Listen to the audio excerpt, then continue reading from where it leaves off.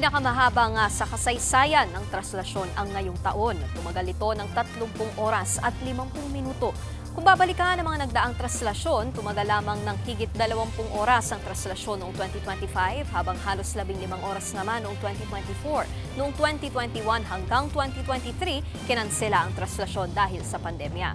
Noong 2020, inabot ito ng 16 na oras. Noong 2019, 21 oras. Habang noong 2018 at 2017, humigit kumulang 22 oras. Taong 2016, nasa 20 oras ang inabot ng prosesyon. 19 na oras noong 2016 habang 11 oras naman noong 2014 at 2013. At noong 2012, tumagal ito ng mahigit 22 oras.